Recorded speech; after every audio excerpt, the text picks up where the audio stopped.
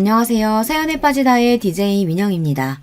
오늘도 두 가지 사연 준비되어 있으니 재미있게 들어주시고요. 구독과 좋아요 버튼도 눌러주세요. 그럼 오늘의 사연 함께 시작해 볼게요. 안녕하세요, 여러분. 저는 30대 여자입니다. 평소 출퇴근할 때 즐겨 듣던 사연 프로그램에 제가 직접 이야기를 보내게 될 줄은 몰랐는데요. 저에게도 이런 일이 벌어질지 몰랐지만 지금은 속 시원하게 해결하고 누구에게도 말할 수 없었던 깊은 이야기를 해볼까 해요. 말솜씨가 부족하지만 여러분들의 생각을 묻고 싶어 이렇게 보내게 되었습니다. 저는 20살 초반 때부터 만나오던 남자친구가 있었어요.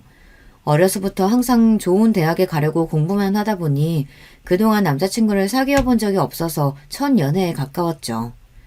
처음 연애를 시작하고 나서는 제가 이런 감정을 느낄 수 있다고 느끼게 되었는데요. 아무래도 20대 초반부터 만나다 보니까 입대부터 시작해서 대학 졸업 그리고 취업 때까지 항상 함께했던 사람이었어요.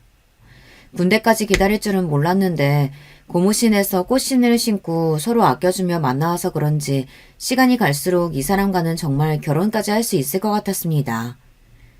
남자친구는 다정한 성격에 자기 일에 있어서 책임감을 가지고 있는 모습을 보고 그 사람을 만나면서 배울 점이 많다는 것도 느끼게 되었어요.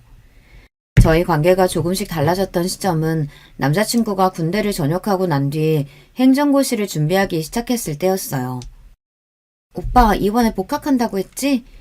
아니, 이번에 복학을 좀 미루고 행정고시를 준비해보려고 해. 그래도 대학은 미리 졸업하고 준비하는 게 낫지 않겠어?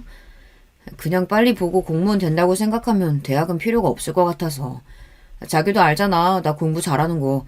왠지 한두 번이면 붙을 것 같은데? 그렇긴 하지만 행정고시가 그렇게 만만한 거는 아니라고 그러더라고. 내 주변에서도 많이 봤고. 에이, 자기 나 몰라? 내가 제대로 준비하면 다를 거야. 어떻게 공부하는지 아니까 2, 3년 안에는 할 수 있지 않을까? 오빠의 뜻이 그렇다면 뭐 한번 도전해 보는 것도 괜찮지. 아무래도 중요한 시험 준비하는 기간에는 자주 못 만날 수도 있고 자기가 서운해할 수도 있어. 알지? 나 자기랑 결혼하고 싶어서 공무원 준비하는 거야. 졸업하고 나서 안정적인 직장 잡는다는 보장도 없고 내가 할 수 있는 선에서 공무원이 가장 나은 직업인 것 같아. 염치 없는 소리지만 자기가 조금만 기다려줬으면 좋겠어. 오빠가 하고 싶은 일이라면 얼마든지 지지해줄 수 있지. 열심히 준비해봐. 남자친구가 실제로 대학에서도 상위권 성적을 유지하고 있었기 때문에 저는 어느 정도 신뢰가 가는 부분들이 있었어요. 그리고 무엇보다 좋아하는 사람이 꿈을 위해서 준비하고 싶다는데 반대할 만한 사람이 어디 있겠어요. 그날 이후 시험 일정을 알아보더니 문제집도 하나씩 사서 열심히 준비하는 모습을 보니까 공무원에 대한 뜻이 확고하다는 것을 느끼게 되었죠. 첫 시험을 준비하는 동안 오빠의 말대로 저희는 자주 만나지는 못했지만 서로의 자리에서 노력하며 사랑을 이어왔어요. 또 시험을 준비하는 남자친구에게 데이트 비용을 부담하라고 이야기하는 건 아닌 것 같아 먼저 취업을 나갔던 제가 대부분 비용을 부담해주고 또 공부하면서 필요한 책들도 많이 구매해 주었어요.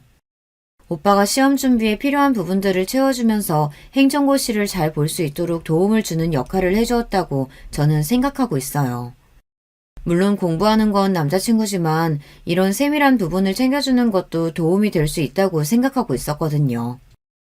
시험이 가까워질수록 자주 만나기가 어려워서 서운하긴 했지만 그래도 남자친구가 2년에서 3년까지는 해보고 싶다고 이야기하니 저도 믿고 기다리기로 했어요. 첫 시험이 있던 날 남자친구는 잘 보고 오겠다고 들어갔지만 나왔을 때 표정은 뭔가 달라졌어요.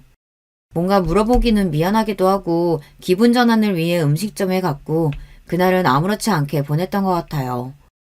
2달 뒤 결과가 나왔을 때 첫 시험에 아쉽게 떨어지긴 했지만 남자친구는 점수를 보고 나서는 더 자신감이 붙은 모습이 보이더라고요. 스스로 점수가 조금 모자랐다면서 내년에는 꼭 붙을 수 있을 거라고 말했어요. 이번에는 정말 아쉽게 됐어. 조금만 더 잘 봤으면 붙었을 텐데. 이 점수면 그래도 첫 시험 치고는 나쁘지 않은 것 같아. 다음 시험 때는 왠지 붙을 수 있겠는데?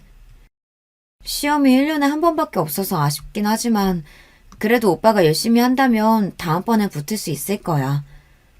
고마워. 다 자기가 옆에서 내조해준 덕분이지. 도시락도 싸주고 또 종종 나 용돈도 주잖아. 오빠가 힘들어하는 것보다는 내가 도와줄 수 있는 건 도와주는 게 맞지.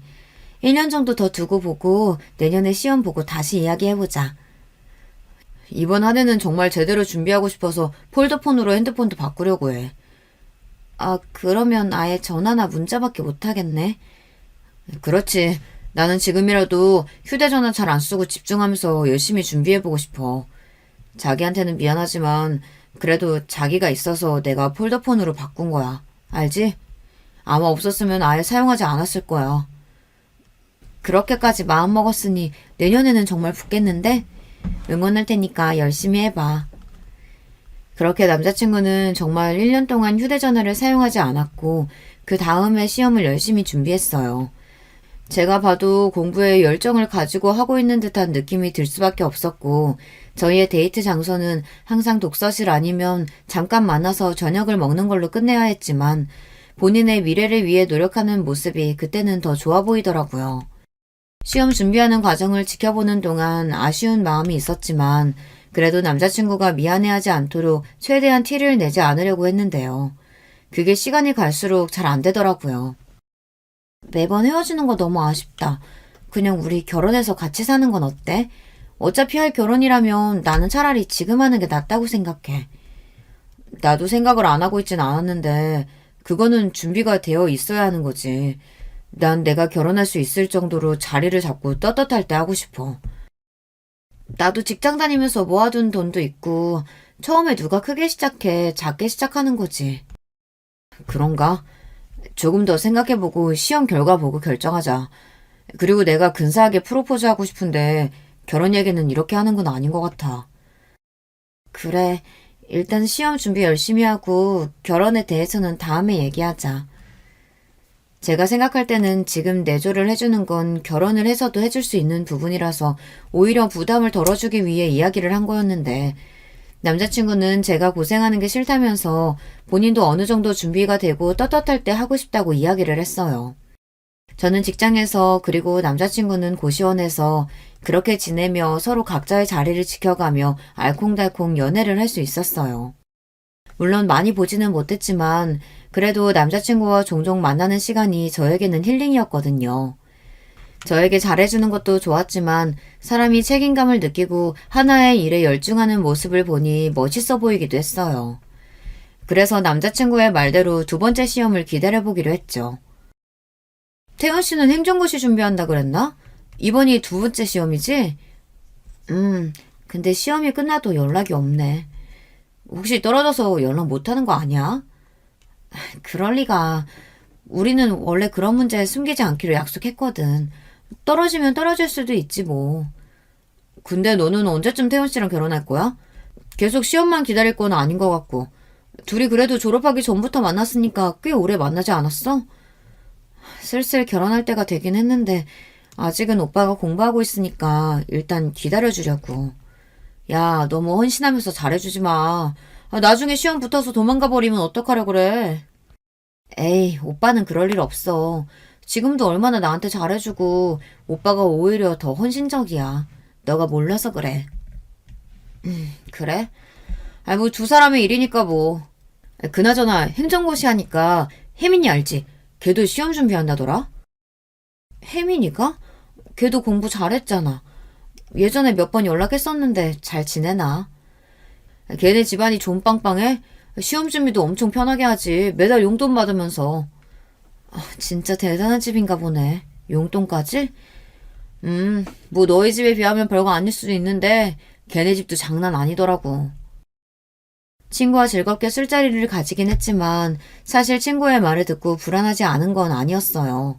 저도 어느 정도 결혼에 관해 생각이 있는데 저만 조급한 것 같고 따로 남자친구는 이야기도 꺼내지 않으니 제가 너무 앞서갔다고 느껴지기도 했거든요.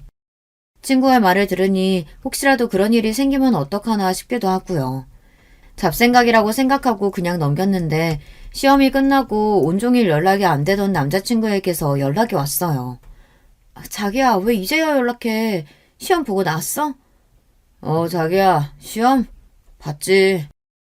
술은 어디서 그렇게 마셨어? 결과 안 좋아서 그런 거야? 난 분명히 열심히 했다고 했는데 생각보다 잘 되지 않으니까 답답해서. 사실 행정고시라는 게 단기간으로는 안 되는 경우가 많대. 너무 스트레스 받지 마. 그래도 나 너랑 결혼하고 싶은데 자꾸 잘 안 되니까 내 모습이 초라해지는 것 같아서 너한테도 미안해. 나는 오빠가 행정고시에 합격하든 안 하든 상관없어. 그냥 오빠면 되는 거야. 일단 오늘은 쉬고 다음에 이야기하자. 두 번째 시험을 잘 못 봤던 남자친구는 속상한 마음에 술을 마셨다고 이야기했고, 저는 오빠를 위로해 주었어요.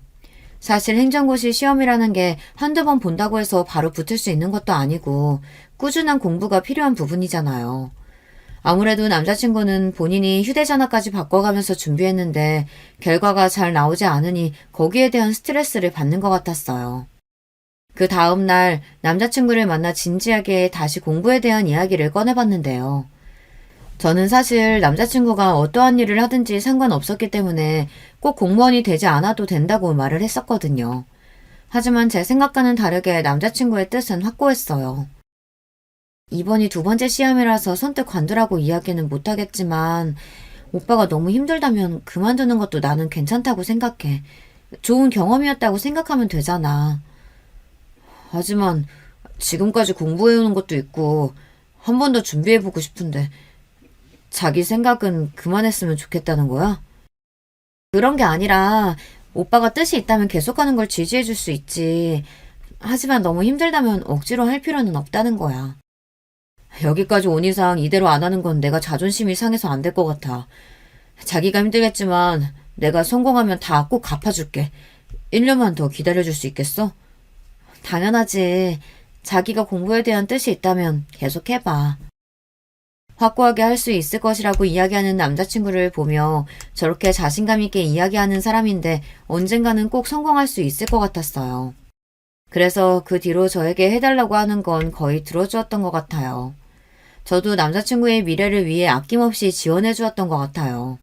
사랑하는 사람이 미래를 위해서 준비한다고 하는데 도와줄 수 있을 때 도와주는 게 마음도 편했거든요.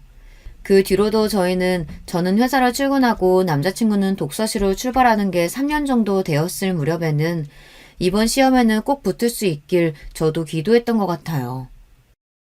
벌써 내일이네. 결과가 어떻든 간에 나는 오빠 응원하니까 열심히 보고 와. 당연하지. 우리 이번 시험 끝나면 내가 정식으로 프로포즈 할게. 지금까지 기다려줘서 고마워. 시험 잘 보고 와. 이번에는 결과가 어떻든 간에 우리 꼭 결혼하는 거다? 당연하지. 나도 이번이 마지막이라고 생각하고 열심히 보고 올게. 저에게 프로포즈 하겠다고 하던 남자친구의 말을 들으니 이 사람도 저와 미래를 꿈꾸고 있었다는 게 기뻐서 결과가 어떻든 결혼은 추진하는 게 좋겠다는 생각이 들었어요. 저도 나이가 차기 시작했고 부모님들도 언제쯤 결혼할 거냐고 많이 물어보시더라고요. 그리고 무엇보다도 고시원에서 불편하게 지내는 남자친구가 걱정이 되어서 다시 준비하더라도 제가 내조를 해주면서 했으면 좋겠다는 생각이 들었기 때문에 예전부터 결혼은 하고 싶다고 생각하고 있었거든요. 기다리던 시험날이 되었고 자신만만하게 들어갔던 남자친구는 결국 세 번째 시험도 붙지 못하고 떨어지게 되었어요. 이번에는 자신 있다고 이야기했지만 2달 뒤 결과가 나왔을 때는 표정이 좋지 않더라고요. 그 뒤로는 저도 어떤 위로를 해주어야 할지 몰라 등만 토닥거려 주었는데 남자친구는 괜찮다며 이제 현실을 봐야겠다고 말해주었어요. 안타까웠지만 이런 경험도 좋은 경험이라고 생각하겠다고 이야기를 들으니 저도 안심이 되더라고요. 곧이어 남자친구는 저에게 결혼에 대한 뜻을 말해주었는데요. 자기 말대로 시험 때문에 결혼을 미루는 건 아닌 것 같아. 결혼하고 나서도 계속 준비할 수 있는 거기도 하고 자기만 괜찮다면 나는 자기랑 결혼하고 싶어. 나도 오빠와의 미래 그리면서 내가 오빠 옆에 있었으면 좋겠다고 생각했어. 시험은 나중에 준비해도 되고 취업도 천천히 준비하면 괜찮을 거야. 오빠는 능력 있으니까. 이해해줘서 고마워. 내가 너무 이기적으로 굴었던 것 같아. 일단 양가 부모님 찾아뵙고 인사드리고 나도 일자리 한번 찾아볼게. 시험에 떨어진 건 아쉬웠지만 남자친구가 양가 부모님과 찾아뵈면서 인사도 나누고 취업에 대한 의지를 내세우니 저도 남자친구를 지지해주기로 했어요. 처음에는 학교 공부도 다 마치지 않은 상태라서 그런지 남자친구는 취업에 대한 걱정이 가장 큰 것 같더라고요. 그래도 예전보다 의지를 가지는 모습을 보니 저도 옆에서 도움을 주고 싶은 마음에 이제 고시원에서는 나와도 되지 않느냐고 이야기했어요. 이제 오빠도 취업할 건데 고시원에서는 나오는 게 어때? 아, 그것도 괜찮지만 익숙해져서 나중에 우리 결혼할지 구하면 그때 나와도 될 것 같아. 그래도 되지. 그러고 보니까 오빠 고시원은 이름만 들어보고 근처도 못 가봤네. 아무래도 그렇지. 외부인 출입은 안 되는 곳이니까. 그래도 우리 곧 결혼할 건데 뭐가 문제야. 앞으로 더 많이 보면 되는 건데. 그치. 미래 생각하면 뭐 괜찮지. 저는 그렇게 남자친구와 결혼할 생각에 부푼 마음을 안고 부모님께도 말씀을 드렸어요. 다행히 두 분께서는 이미 남자친구를 알고 계셨어서 쉽게 허락을 받을 수 있었던 것 같아요. 그리고 결혼을 하면서 집도 한 채 해주고 싶다고 하시더라고요. 시집 갈 때라도 한 채 해가는 건 어때? 그럼 태연 오빠가 너무 부담스러워할걸? 안 그래도 이번에 결혼자금 때문에 고민이 많아 보이더라고. 에이, 괜찮다. 시험 준비하고 있었다며. 그동안 공부하느라 얼마나 했었을 거야. 내가 그동안 봐온 태연이는 믿을 만한 애니까 결혼 비용은 걱정하지 말라고 해라. 집이 부담스러우면 식장 비용 정도는 우리가 해줄 수 있지 않니? 그건 그렇죠. 아빠가 아시는 곳 있으시다고 들었는데 거기서 할까요? 최근에 생긴 곳이라 리모델링도 잘 되어 있던데. 나중에 상견례 이후에 두 사람이 다시 얘기해봐라. 네, 아버지, 그럴게요. 서로 양가 부모님께 이야기를 드리면서 부족한 부분들을 어떻게 채워나갈지를 계획을 세워봤는데요. 한동안 취업을 준비한다고 이야기했던 남자친구가 면접도 잘 보고 다니는 줄 알았는데 얼마 전 다시 시험을 준비하고 싶다고 이야기하더라고요. 요즘에는 취업이 더 어렵다고 하던데 그게 딱 맞는 것 같아. 왜? 요즘 연락이 잘 안 와? 이력서는 계속 넣고 있지? 아무래도 학교 공부도 마치지 않았고 내가 다른 경력이 없다 보니까 안 되나 봐. 그래도 잘 찾아보면 분명히 오빠를 알아주는 곳이 있을 거야. 그래서 말인데 내가 계속 준비하던 시험을 다시 준비해보는 건 어떨까? 시험 준비를 다시 하려고? 주변에 보면 5번도 넘게 시험 보는 사람도 있던데 이 정도 점수면 사실 조금만 더 해도 될 것 같거든. 아, 그래? 점수가 어느 정도 나왔는데? 자기는 아마 공무원 준비 안 해봐서 말해줘도 잘 모를 거야. 그냥 간당간당하게 떨어졌어. 진짜 주변에서도 많이 아쉬워하더라고. 나도 그렇고. 저는 남자친구의 점수를 그동안 들어본 적이 없었는데요. 시험에 떨어진 사람에게 그런 부분을 세밀하게 물어볼 필요가 없다고 생각했거든요. 아깝다고만 이야기하니까 도대체 몇 점을 맞았길래 저렇게 자신만만하게 이야기를 하나 싶었어요. 또다시 시험 준비를 시작하겠다는 말을 들으니 저도 그때는 고민이 되더라고요. 두 번째 시험 이후로는 제가 생활비도 보내주고 고시원비도 종종 내주다 보니 금전적으로 또 지원이 계속 들어가고 있었거든요. 그래서 결혼은 어떻게 할 거냐고 물어봤죠. 그럼 결혼은 어떻게 준비하려고? 결혼 준비하면서 나도 시험 준비 다시 해볼게. 오빠, 결혼 준비하면서 시험 준비하는 게 정말 어려운 일인 거 알지? 결혼하면서 해야 할 게 얼마나 많은데. 조금만 넉넉하게 기간 잡고 준비하면 되지. 자기랑 결혼도 하고 싶고 시험도 준비하고 싶단 말이야. 오빠한테 부담이 오히려 많이 될 텐데 한 가지만 하는 게 더 낫지 않겠어? 아니야. 이번에는 꼭 붙어볼게. 결혼 준비도 열심히 하고. 화끈하게 남자친구가 이야기하는 걸 들으니 그게 가능할 일일까 싶었지만 할 수 있다고 하니까 믿어주기로 했어요. 결혼 준비 같은 경우에는 아무래도 시간적인 여유는 제가 더 많아서 남자친구에게 일정이 생기면 그때 미리 말을 해주겠다고 한 뒤 양가 부모님도 뵙고 왔습니다. 결혼을 준비한다는 것은 기뻤지만 한편으로는 남자친구가 잘할 수 있을까에 대한 걱정도 되었던 것 같아요. 하지만 걱정했던 제 예상과는 다르게 결혼 준비에 대해서 남자친구도 협조적이었고 시험도 잘 준비해 나가는 것 같았어요. 만나서 근황을 나누던 중 시험을 준비하는 남자친구를 보니 자연스럽게 친구가 생각났어요. 그러고 보니까 내 친구 중에 혜민이라고 알지? 걔도 이번에 행정고시 준비하고 있다더라고. 아, 그래? 걔 공부도 잘했잖아. 경쟁자가 한 명 늘어났네. 걔도 2-3번 정도는 본 것 같던데 오빠랑 준비하는 기간도 비슷해. 아, 그래? 뭐 잘 준비하겠지. 뭐 그나저나 우리 상견례 식당은 어디로 할까? 내가 리스트 알아왔어. 시험 준비하느라 바쁠 텐데 이런 것까지 알아봤어? 당연하지. 꿈에 그리던 자기와의 결혼인데 이 정도는 해야지. 뭔가 급하게 말을 돌리는 느낌은 있었지만 저랑도 별로 친하지 않은 친구였고 오며 가며 인사만 나누던 사이라 그 뒤로는 딱히 이야기할 것이 없어서 자연스럽게 넘어갔던 것 같아요. 직장을 다니면서 결혼 준비를 한다는 게 쉽지는 않았지만 양가 부모님께서도 저희의 뜻을 따라주셨고 그래서 생략할 수 있는 부분은 생략하고 결혼을 하기로 했어요. 남자친구도 스스로 공부하는 시간을 정해 열심히 하고 있고 저도 직장을 다니면서 결혼 정보를 얻으며 생활하고 있었는데요. 남자친구도 이번에는 굳게 마음을 먹었는지 연락도 잘 안 되고 항상 공부한 사진을 저에게 보내면서 어느 정도 진도를 나갔는지 이야기를 해주었어요. 그런 모습을 보니까 본인의 일에 있어서 열정적인 사람이라 그런지 멋있어 보이더라고요. 하지만 제 행복은 더 이상 커지지 않았어요. 그 당시에 굳게 남자친구를 믿고 있었던 제가 바보같이 느껴진 일이 생겼거든요. 평소처럼 퇴근하고 쉬고 있는데 친구에게서 연락이 오더라고요. 수민아, 너 지금 자? 내가 지금 로데오 나와 있는데 여기 너 남자친구 있는 것 같아서. 아니야. 태연 오빠는 잔다고 해서 내가 알겠다고 했는데? 그래? 내가 잘못 본 건가?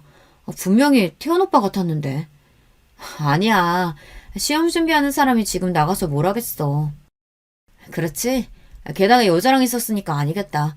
내가 잘못 봤나 봐. 미안해. 쉬고 있는데. 잘 쉬고 다음에 얼굴 좀 보자. 친구의 말이 왠지 찝찝하긴 했지만 남자친구가 기를 일이 전혀 없었기 때문에 의심을 더 하진 않았어요. 하지만 얼마 뒤에 이야기를 남자친구에게 해주었을 때 미묘한 표정 변화를 보고 나서 뭔가 이상하다 싶었어요. 오빠, 내 친구 지혜 알지? 걔가 얼마 전에 로데오에서 오빠 봤다더라? 나를? 어디서? 언제? 뭐야, 왜 그렇게 당황해? 진짜 밖에 나갔었어? 아니, 당황한 게 아니라, 난 당연히 공부만 하고 있는데 나를 봤다니까. 그래서 내가 오빠 다시 시험 준비하는 것 때문에 공부하고 있을 거라고 했거든. 그 뒤로는 별말 없었고? 무슨 말? 내가 아닐 거라고 하니까 그럼 본인이 잘못 봤던 것 같다던데? 그치? 그 친구가 잘못 본 거야. 그날도 내가 공부한 거 사진 보내줬잖아. 그때 당시에 문제 삼지 않았으니 지난 일이라고 생각하고 있고 남자친구가 아니라고 하니 그 말을 믿었던 것 같아요. 당황스러워하는 것을 보니까 사실 여자의 촉으로는 뭔가 이상한 게 있었는데요. 저도 그 당시에 결혼 준비로 바쁘고 남자친구가 보내주는 사진으로 안심하고 있었기 때문에 신경은 안 썼던 것 같아요. 하지만 제가 너무 풀어주고 있었던 걸까요? 사진은 매일 보내긴 했지만 뭔가 이상하다는 느낌이 계속 들었어요. 그래도 8년을 만나온 사람인 만큼 믿고 괜히 의심하지 말자고 생각하고 있었기 때문에 따로 터치하진 않았어요. 의심은 계속되었지만 괜히 이걸 들춰봤자 저만 상처를 받을 것 같다는 생각이 들었거든요. 또 평상시에는 결혼 준비도 잘 도와주고 공부도 열심히 하는 것을 보니 그 뒤로는 또 신경을 쓰지 않던 중 친구랑 대화하다가 한 번 더 이런 일이 있으면 그땐 물어볼 필요가 있겠더라고요. 이번에 시험 다시 본다고? 그럼 결혼 준비는? 이번에 오빠는 행정고시 준비 다시 한다고 해서 내가 준비하고 있지 뭐. 그 오빠도 진짜 대단하다.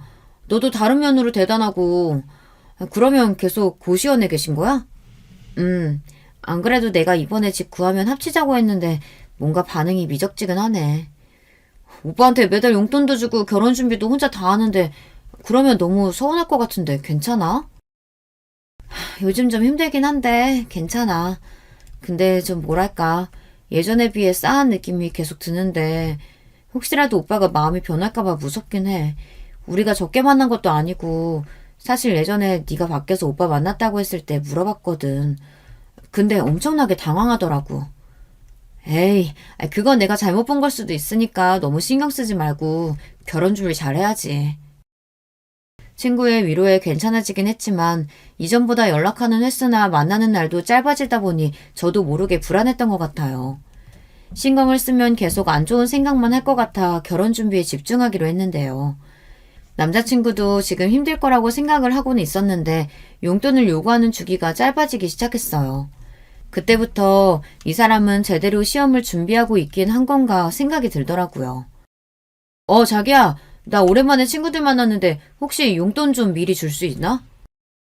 이번 달만 해도 벌써 세 번째인데 오빠, 내가 돈을 많이 버는 것도 아니고 부담돼. 나 시험 준비하느라 잘 나가지도 못하고 힘들었는데 그 정도도 못해줘? 나중에 시험 붙으면 호강시켜준다니까. 아니, 오빠 그게 벌써 몇 번째인데. 이번에는 진짜 어려워.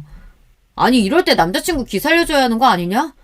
너 나랑 결혼한다며 미리 내조한다고 생각하면 되잖아. 그게 어려워? 그 말을 듣고 나니까 저도 모르게 욱하는 감정이 생길 수밖에 없었어요. 그동안 제가 보내준 돈이 얼만데 저렇게 말하나 싶었거든요. 여러분들은 이해가 가시나요? 게다가 시험이 얼마 남지도 않았는데 친구들을 만난다고 하는 것도 이해할 수 없었어요. 저랑은 만날 시간도 없고 친구들은 만날 시간이 있나 싶더라고요. 그래도 남자친구가 먼저 연락 와서 저에게 사과하니 이 사람이 나를 생각해주고 있다는 건 느낄 수 있었어요. 그리고 저에게 보답해준다는 그 약속을 지키기 위해 열심히 노력한다고 하니 시험 결과만 기다리고 있었는데요. 근데 그 해에는 정말 시험을 통과하더라고요. 자주 친구들을 만나는 것 같았는데 제대로 한 달 정도 친구들을 만나지도 않고 저도 뜨문뜨문 만나며 저녁만 먹고 들어가더니 제대로 준비한 것 같았어요. 4년 동안 뒷바라지 해주며 이날만을 꿈꿔왔는데 저는 마냥 기뻐할 수 없었는데요. 오빠 정말 축하해. 4년 동안 고생 많았어. 이제 우리 결혼식만 남았네. 전에 호강시켜준다는 말 이제 지켜야 한다. 시험은 내가 준비했는데 네가 왜 그렇게 신났어? 어? 아니 기쁜 날이니까 오빠 축하해주려고 그런 건데 기분 상했어? 아니 그런 건 아니야. 너도 그동안 고생 많이 했지. 그럼 오늘 축하 기념으로 맛있는 거 먹으러 갈까? 어디 가고 싶은 곳 있어? 오늘은 좀 피곤하네. 친구들도 자꾸 오라고 난리고. 자기랑은 다음에 저녁 먹어도 되지? 어? 그래도 나랑 같이 저녁 먹고 가주지. 나도 오빠 시험 합격한 거 많이 기다렸고 축하도 해주고 싶은데. 아니면 나도 오빠 친구들을 보러 같이 갈까? 거길 네가 왜 같이 가? 자기는 집에서 쉬고 있어. 내가 끝나고 보러 갈게. 알았어. 어쩔 수 없지. 잘 다녀와. 저는 바보같이 남자친구를 보내주었어요. 솔직히 시험이 끝났으니 친구들이랑 놀고 싶었겠지 하는 마음에 서운해도 참았던 것 같아요. 그동안 남자친구에게 서운한 게 있어도 시험 때문에 그런 거겠지, 힘들었겠지 하며 정작 제 감정은 제대로 챙기지 못한 것 같더라고요. 남자친구는 시험에 합격한 뒤로는 얼마 남지 않았던 결혼에 대해서 더 이야기하지 않더라고요.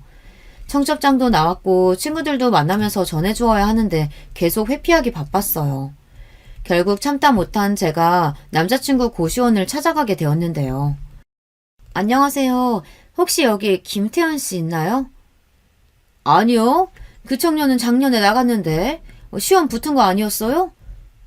시험은 올해 붙었는데 작년에 나갔다고요? 네, 웬 여자랑 같이 와서 나간다고 짐을 싹 빼가던데. 네, 알겠습니다. 충격적인 일이 아닐 수 없었어요. 저는 그동안 남자친구 계좌로 용돈과 고시원비에 보태라고 돈을 계속해서 넣어주고 있었거든요. 배신감은 물론 여자랑 같이 왔다고 하니 손까지 떨리기 시작했어요. 저는 바로 남자친구에게 전화를 걸어 따지기 시작했죠. 오빠, 지금 어디야? 나 지금 친구들이랑 있지. 왜? 지금 바쁜데 나중에 통화하자. 오빠, 고시원 방 뺐어? 응. 돈 나가는 것도 아깝고 해서 얼마 전에 시험 붙고 뺐지. 내가 방금 사장님이랑 대화해보니까 작년에 뺐다는데 무슨 소리야? 그러면 그동안 내가 보내준 돈은 어디다 쓴 거야? 아니 지금 바쁘다니까 왜 전화해서 따지고 있어. 그리고 네가 거길 왜 가? 남의 사생활까지 왜 간섭이야? 우리가 남이야? 당장 다음 달에 결혼할 사이인데 남이라고? 남자친구의 말을 듣고서 한참 벙쪄 있었던 것 같아요. 그리고 그날 저녁 바로 카페에서 어떻게 된 일인지 듣게 되었는데요. 남자친구는 제가 예상하지 못한 사람을 데리고 왔더라고요. 혜민이 네가 왜 오빠랑 같이 와? 네가 지금 보는 그대로야. 우리 사귀고 있어. 뭐라고? 지금 둘이 사귄다고? 시험 준비하면서 자주 보다 보니까 그렇게 됐다. 미안해, 너한테는. 그게 지금 8년 만난 사람한테 할 소리야? 야, 너만 기다린 게 아니라 혜민이도 내 시험 뒷바라지 해주면서 기다렸어. 착각하나 본데. 난 애초에 너랑 결혼할 생각으로 만난 것도 아니었고. 수민아, 미안해.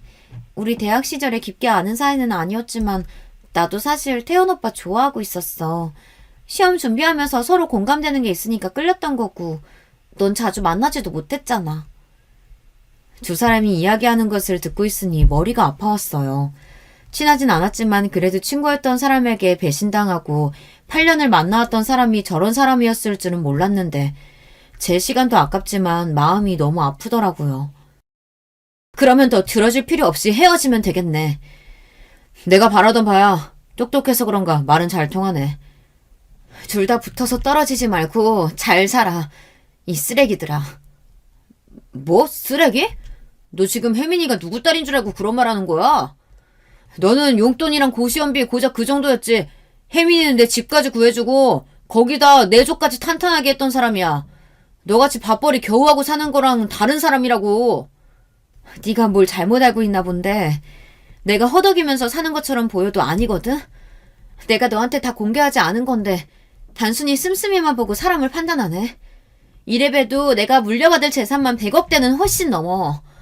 어느 집안 딸인지는 모르겠지만 우리 아빠 기업이랑은 연관이 안 되었기를 바랄게. 말 다 했으면 간다. 예전부터 알았지만 거지 근성은 여전하네. 뭐? 100억대? 진짜야? 난 누구처럼 이런 거 가지고 거짓말 안 쳐. 더 할 말 없으니까 둘이서 잘 먹고 잘 살아봐. 식장 취소 비용은 같이 부담해야 하는 거 알지? 청구할 건 따로 메시지로 보낼게.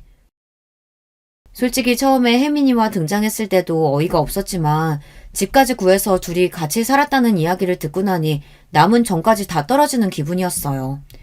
사실 저는 대화를 하러 가기 전 좋아하는 마음이 있으니 혹시라도 흔들리진 않을까 걱정이 되었거든요. 하지만 남자친구가 있는 정까지 다 떨어뜨려주니 홀가분하게 나올 수 있었던 것 같아요. 뒤에서 붙잡는 소리가 들렸지만 저는 신경 쓰지 않고 청첩장을 나눠주었던 지인들 그리고 가족들에게 파혼 소식을 알려주었는데요. 이런 부분에 있어서 칼같이 정리하는 성격이라 그런지 마음 정리를 하는 데까지 오랜 시간이 걸리지 않았던 것 같아요. 어쩌면 저도 예전부터 감정적으로 정리를 하고 있었던 것일 수도 있고요. 물론 슬프긴 했지만 결혼을 하기 전에 저런 사람이라는 걸 알아서 다행인 것 같았어요. 그리고 남자친구에게는 청구비가 폭탄으로 날아가게 되었는데요. 제가 결혼식에 대한 로망이 있다 보니 꽤 큰 곳으로 하려고 비싼 곳에 예식을 잡아두었거든요. 그만큼 취소하고 나서 손해를 본 금액이 클 수밖에 없었어요. 하나 둘씩 정리를 하다 보니까 행복해 보이는 사진을 보게 되었는데 그때는 좀 씁쓸하더라고요. 남자친구는 그날 이후로 계속 저에게 미안하다며 전화와 문자를 해오고 있는 상황이었어요. 흔들릴 필요도 없다는 생각이 들어 손해를 본 금액만 문자로 보내주니 더 난리더라고요. 자기야, 내가 진짜 미쳤었나 봐. 그동안 뒷바라지 해준 건 넌데 잠시 한눈에 팔았어. 우리 이렇게 끝내면 안 되는 거잖아. 이미 식장도 취소했고 부모님께도 말씀드렸어. 아빠도 너한테 엄청 실망하셨던데. 돈 많은 사람 좋으면 혜민이랑 살면 되잖아. 아니야, 나한텐 너밖에 없어. 진짜야. 그동안 걔가 나한테 입에 발린 말로 계속 유혹했어. 그래서 그런 거야. 걔네 집이 돈 많다는 걸 알고 너가 접근했던 건 아니고? 그리고 자산이 있다는 얘기 듣자마자 나한테 붙는 거 보면 돈에 미치긴 미쳤구나. 박쥐도 아니고 이곳저곳 붙어다니면서 부끄러운 줄 알아.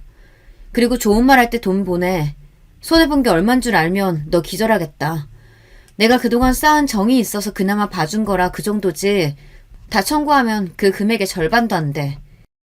내가 잘못했어. 우리 좋았잖아. 그때로 다시 돌아가자. 나 이제 공무원이야. 게다가 5급인데 이제 너 먹여 살릴 수 있어. 나 믿고 다시 잘 해보자. 미안한데 네 쥐꼬리만한 월급 받아봤자 내가 달에 받는 임대료보다 훨씬 적어.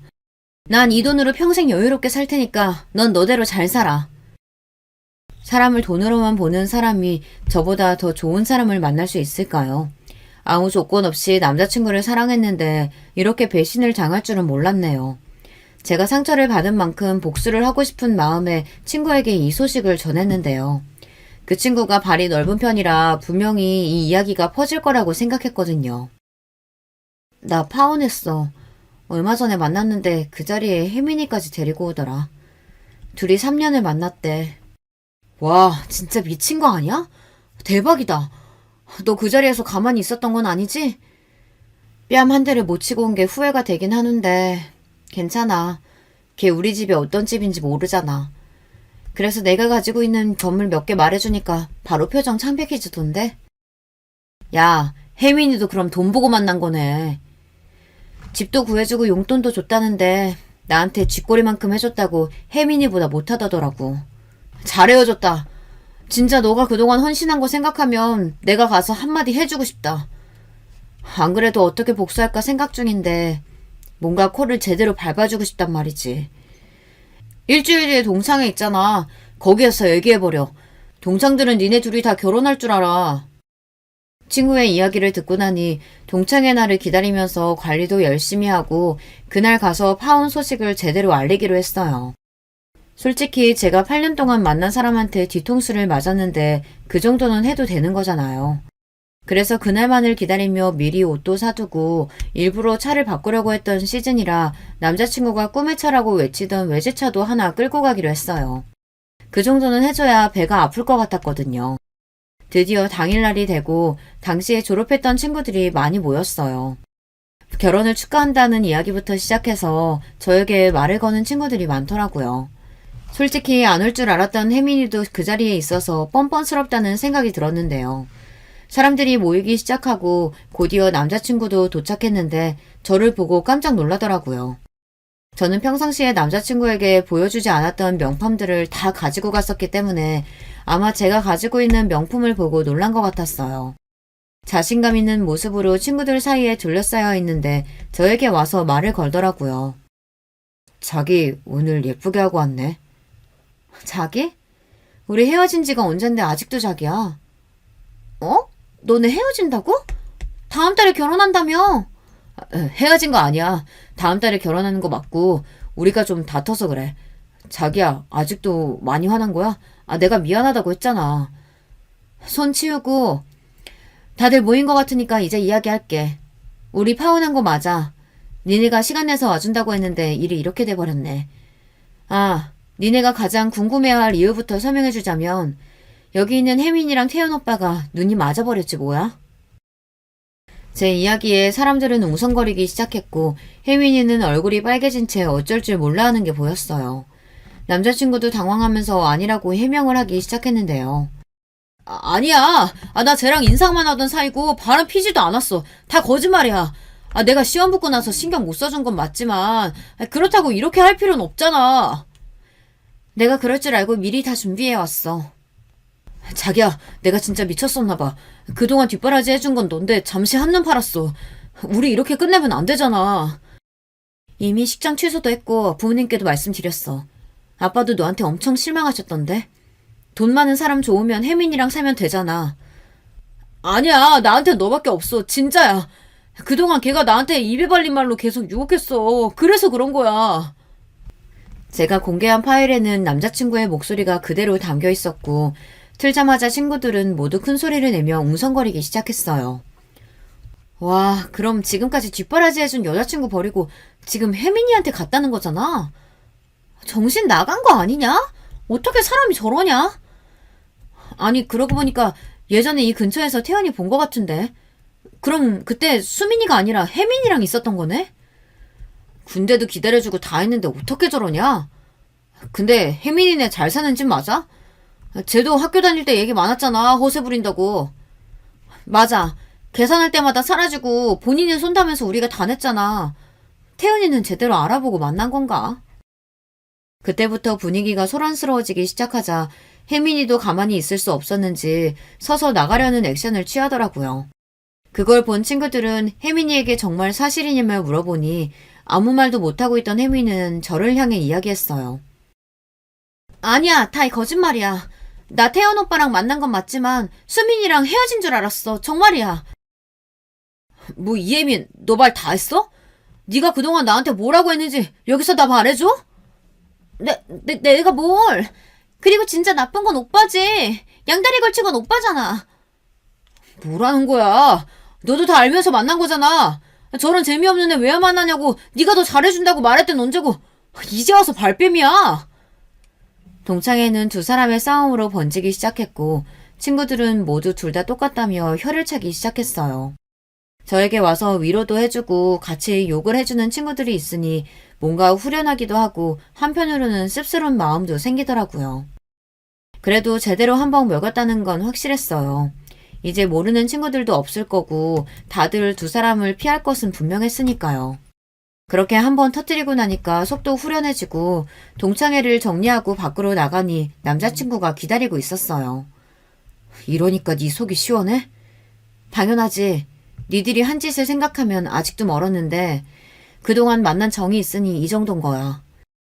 내가 사과도 하고 앞으로 안 그러겠다고까지 했는데 이렇게 내 인간관계까지 망쳐놓는 게 말이 돼? 그럼 반대로 너는 혜민이랑 바람핀 건 말이 되는 거고? 날 몇 년이나 속였는데 이 정도도 못하면 불공평하지. 진짜 내가 잘못했다고 하잖아. 한 번 실수한 거 가지고 이렇게까지 할 일이냐고. 미안한데 너는 한 번이라고 생각하지? 몇 년 동안 날 속아가면서 받았던 돈, 결혼 준비하면서까지 바람핀 사람을 믿으라고? 행정고시도 패스한 사람이 그 정도 머리는 안 돌아가나 봐? 제 마지막 말을 끝으로 남자친구는 더 이상 이야기를 하지 않았고 저는 그대로 외제차를 끌고 집으로 돌아와 버렸어요. 엄마께서는 제 표정이 좋지 않으니 더 묻지 않으셨고 아빠께서는 화가 많이 나셨더라고요. 그래도 결혼하기 전에 알아서 이 정도였지 결혼을 했으면 이혼 절차도 밟아야 하고 일이 더 복잡해질 뻔했네요. 동창회 뒤로도 남자친구가 종종 문자를 해오긴 했지만 결혼식을 준비하면서 들었던 비용의 절반을 받고 난 뒤로는 아예 차단을 해두었어요. 그리고 혜민이는 그 뒤로 동창들의 이야기를 들어보니 완전히 다른 친구들에게도 차단을 당한 상태라고 해요. 진짜 친하게 지냈던 절친들에게도 본인이 잘못한 건 없다며 우겼다고 하네요. 사람은 고쳐 쓰지 못한다고 예전부터 친구들 사이에서도 이야기가 많았는데 이번에 제대로 알았다고 해요. 너 그때 나가고 나서 분위기 장난 아니었어. 그럴만도 하지. 들어보니까 예전부터 말이 많았다면서? 말도 마. 야, 걔한테 심지어 돈 뜯긴 남자애들도 있다던데? 게다가 거기에 걔 예전 남자친구가 있었는데 만나는 시기가 태연 오빠랑 겹치더라고. 진짜 난리도 아니었어. 남자들끼리 주먹 다짐할 뻔했다니까? 와, 걔도 양다리였다고? 진짜 끼리끼리네. 그리고 알아보니까 걔네 집안도 뭐 없던데? 제대로 하고 있었던 것도 없는 것 같고 내가 그렇게 당당하면 기업 이름이라도 말해달라고 했거든. 근데 걔가 입을 꾹 닫고 있으니까 나중에 전 남자친구가 말해줬는데 우리 하청기업이었어. 진짜 그 기업 딸이 맞대? 맞으면 그것도 문제인 게 그럼 그동안 왜 그렇게 살았을까? 내가 알아봤을 땐 그 사장님 딸은 아니었고 회사 직원 딸이었대. 대기업 다니시는 건 맞지만 회장님 정도는 아니라는 거지. 이 정도면 걔 정체 자체가 궁금하다. 도대체 어디부터가 거짓말일까? 평생 그렇게 살 거야. 그런 애들 허언증은 못 고치거든. 그 뒤로는 저도 물려받은 자산으로 그동안 일을 배우며 있었던 회사에서 독립해 한 회사의 CEO로 지내고 있어요. 정말 웃긴 건 새 신입사원을 뽑는데 혜민이가 지원했더라고요. 면접 볼 때 제 얼굴을 보고 얼마나 놀랐던지 중간중간 제가 하는 질문에도 대답을 못하고 고개를 떨구고 있어 통쾌했어요. 그리고 동창들에게서 들려온 전 남자친구 소식도 들었는데요. 두 사람은 헤어지고 나서 동창생들 사이에서도 외면을 당하고 있다더라고요. 공무원 생활은 잘하는 것 같은데 다행히 저에게는 그 뒤로는 연락이 안 오고 있어요.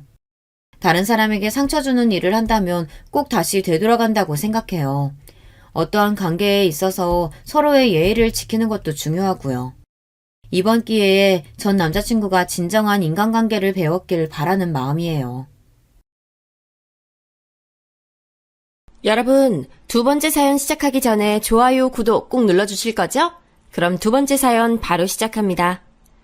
안녕하세요. 제가 유튜브를 하는 유일한 이유라고 할 수 있는 사연에 빠지다에 제 부족한 경험담이나마 공유해 볼 수가 있어서 꽤나 기분이 좋습니다. 집이 가난해서 종이에 그림을 원대로 그릴 수 없었던 대신 상상으로 미래를 그렸던 10대 소녀 시절의 저는 풋풋한 감성과는 반대로 일찍이 돈벌이에 뛰어든 현실을 살고 있었어요. 그 시절이라면 가난했던 집집마다 공통점이 있었죠. 다들 못 먹고 사는 만큼 못 배웠다는 사실이에요. 사남매 중에 둘째였던 저는 부끄럽고 안타깝게도 중학교에마저 진학하지 못하고 공장에 다녀야 했습니다.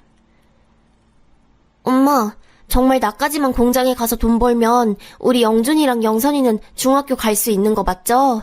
오빠나 나처럼 다니고 싶은 학교, 배우고 싶은 공부 이렇게 일찍 포기해야 되는 게 아니라 본인들이 하고 싶은 만큼 학업 이어나갈 수 있는 거죠?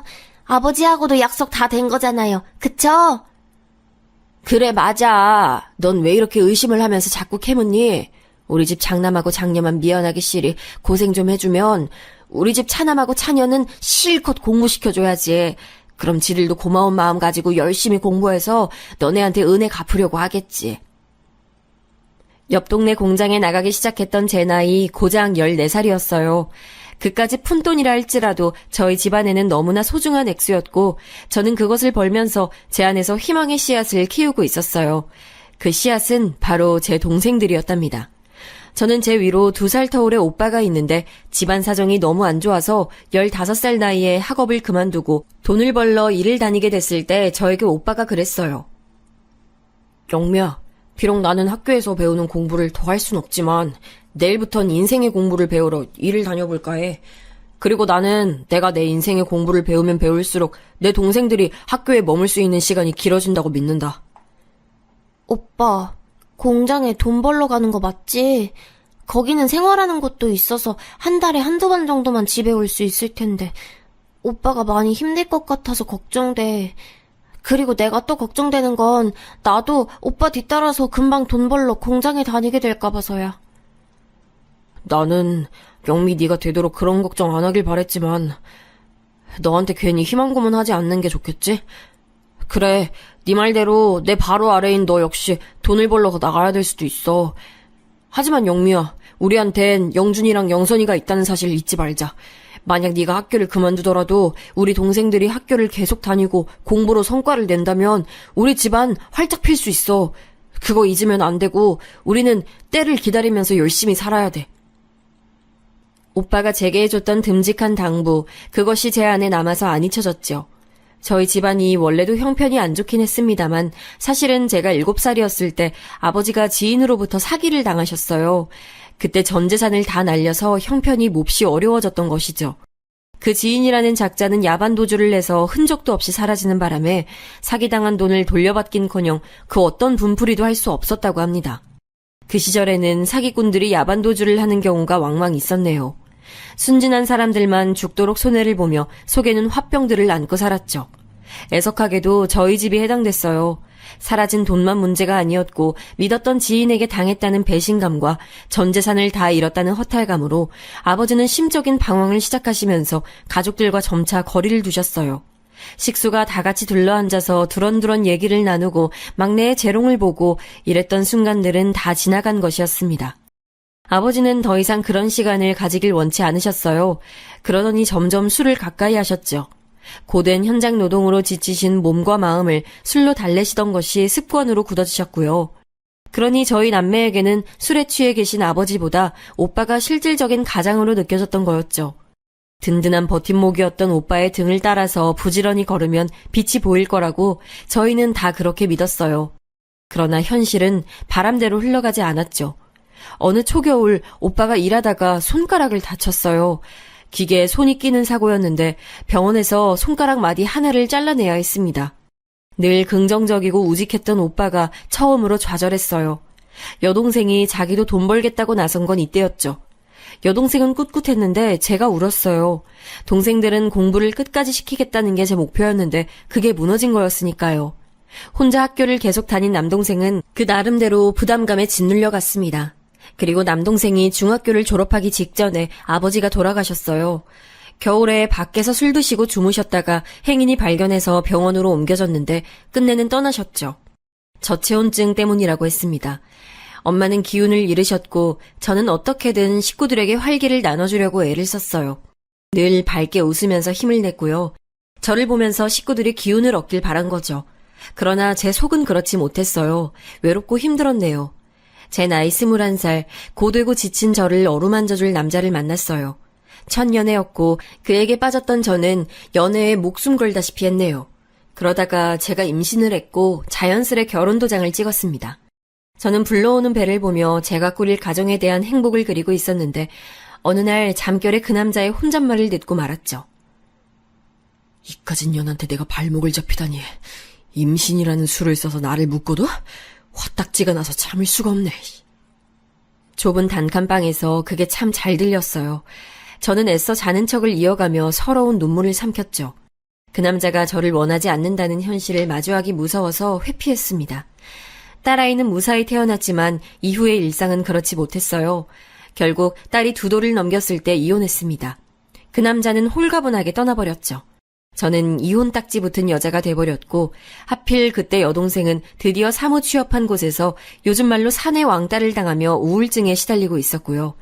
가족의 기대를 받으며 부담감에 짓눌리느라 공부만 죽어라 하면서 대인관계는 못하던 남동생은 그런 성격으로 군대를 갔으니 만만하게 찍혀서 가혹행위의 표적이 되고 말았습니다.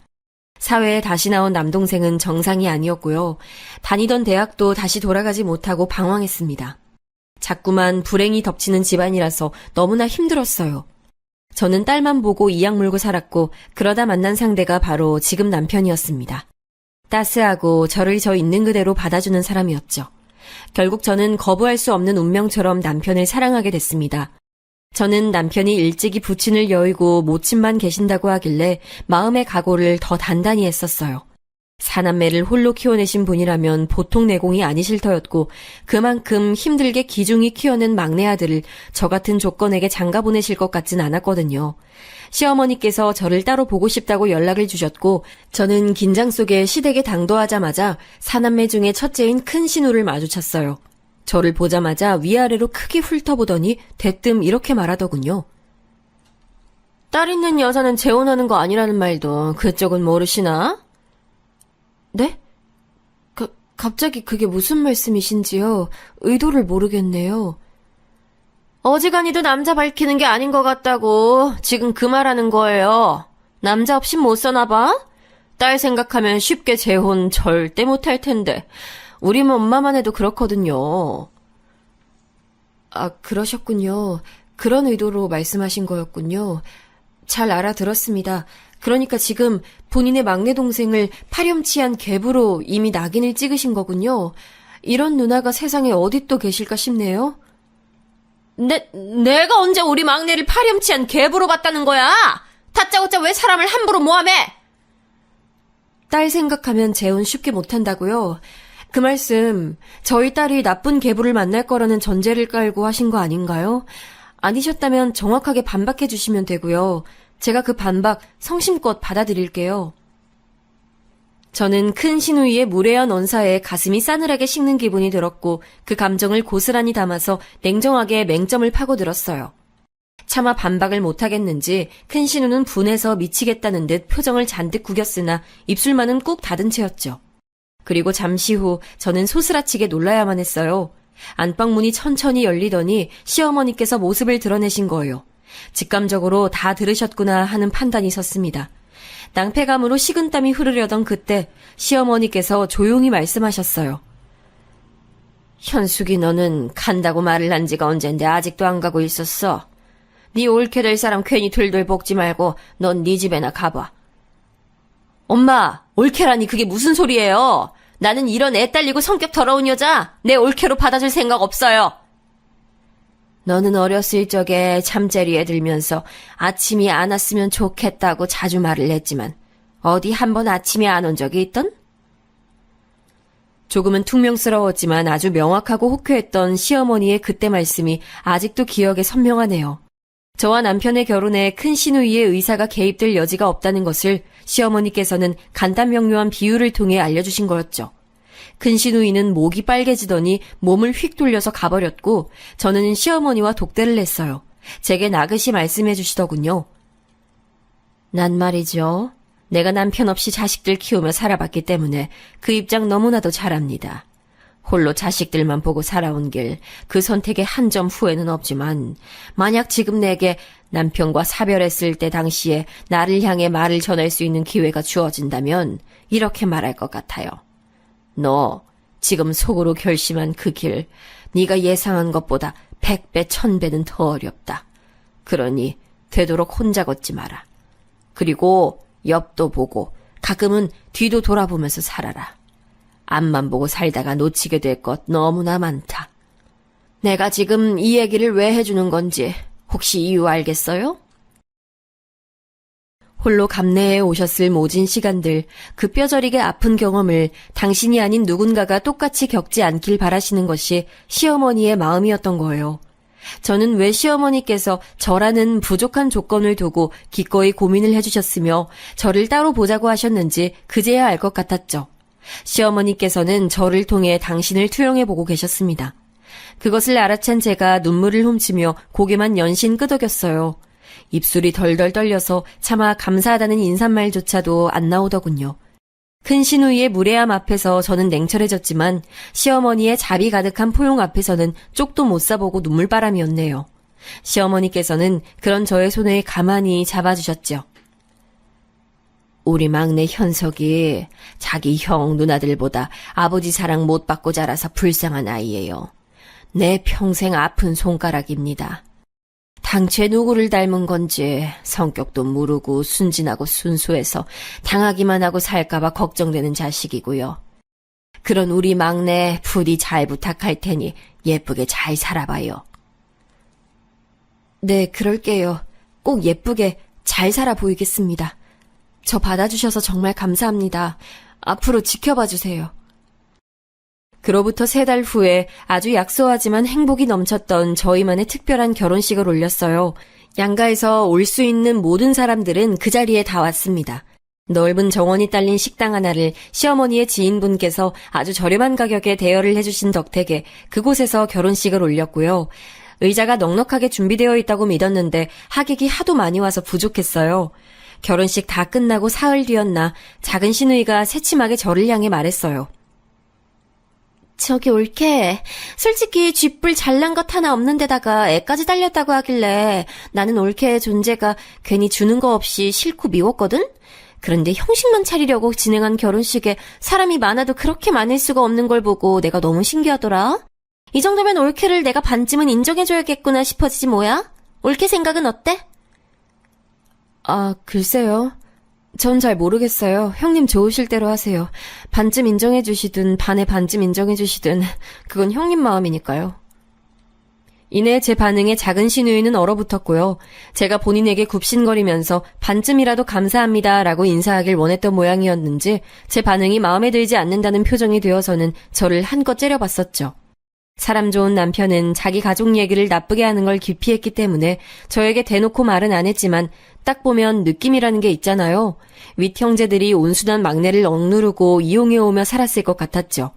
그래서 저는 남편의 형제들이 제 안에서 살갑게 느껴지질 않았네요. 감사하게도 축의금이 예상보다 훨씬 더 많이 들어온 덕분에 저희 부부는 가난한 출발보다는 단란한 출발이라는 표현이 어울리는 결혼 생활을 시작했고 정식으로 아빠가 생긴 것에 저희 딸도 무척이나 좋아했어요. 남편과 딸은 쿵짝이 잘 맞는 부녀지간이라 제가 보고만 있어도 흐뭇했답니다. 그런데 사람 직감이라는 거 참 무섭더군요. 맞아도 너무 잘 맞아서요. 아주버님이 남편을 상대로 사기를 친 거였죠. 야, 현석아, 너 내 친구가 이번에 공장 차리는 거 알고 있지? 뭐 몰랐다고? 그럼 지금 내가 얘기해줄게. 임마, 지금이라면 공장 설립에 자그마한 투자 한 가지를 한 것만으로도 앞으로의 수익을 계속해서 공유받을 수 있어. 아예 지분을 얻게 되는 거라고. 너도 이제 결혼해서 네 가정이 생겼으니 수입원을 하나 더 파놔야 되지 않겠냐? 넌 임마 특이한 경우라서 결혼하자마자 아내뿐 아니라 딸까지 바로 생겼잖아. 2배로 돈줄을 생각해야지, 안 그래? 아주버님은 온갖 감언이설로 남편을 꿰어냈죠. 남편은 고민하면서 저에게 이 사실을 털어놓았는데 저는 탐탁지 않았으나 이미 남편의 마음이 그쪽으로 기운 게 보였어요. 저는 이때 머릿속으로 제 아버지가 옛날에 지인에게 사기를 크게 당하셔서 저희 집이 쫄딱 망하여 힘들게 살았던 전적을 떠올렸죠. 하지만 이미 마음이 기운 남편을 보면서 저도 자꾸만 이런 쪽으로 생각을 하려고 들었던 것 같아요.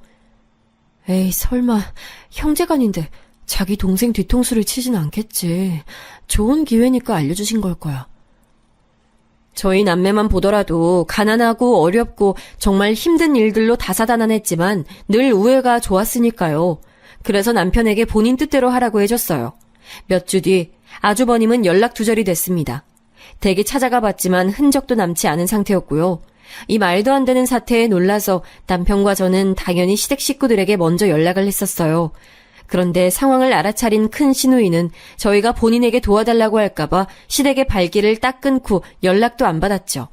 그리고 작은 시누이는 저희를 비웃었어요. 당하는 사람이 나쁜 거지. 그러길래 왜 오빠 같은 비열한 작자를 믿고서 그런 황당한 투자 얘기를 들어준 거야? 두 사람 다 정말 미련하고 어리석네. 이런 바보들에겐 도와줄 돈 한 푼도 없으니까 괜히 나한테 손 벌릴 생각들 하지 마. 누나, 너무 그렇게 냉정하게 나오면 나 진짜 섭섭해져. 이번에야말로 형이 제대로 된 돈줄을 알아왔다고 한번 믿어봐도 좋다고 나를 설득했던 건 누나였잖아. 그런데 어떻게 이래? 설득한 내가 잘못이니? 넘어간 네가 잘못이지. 저는 작은 시누이가 뒤에서 남편을 설득하고 있었을 줄은 꿈에도 몰랐어요. 이 사람들이 저희 부부의 축의금을 노리고 작당하고서 한탕 친 건 아닐까 싶은 생각이 들었으나 심증일 뿐이었죠. 저희 부부가 현금으로 융통할 수 있었던 모든 재산 1,000만 원. 당시 저희에겐 엄청난 거금이었어요. 그게 날아갔고 범인은 남편의 형이었으니 속이 문드러졌죠. 특히 남편은 배신감과 죄책감이 뒤섞여서 어쩔 줄 몰라 했고요. 그때 저희 부부를 호출한 사람이 있었으니 바로 시어머니셨습니다. 얼마 되진 않는다만 그건 내가 바리바리 쌈짓돈 따로 모아온 거야. 이걸로 숨은 쉬면서 지내라. 어머님, 정말 감사합니다. 그리고 면목 없습니다. 현명하게 잘 사는 모습 보여드려야 하는데 걱정만 끼쳐드리고 있네요. 죄송해요. 네가 나에게 죄송할 게 뭐가 있어.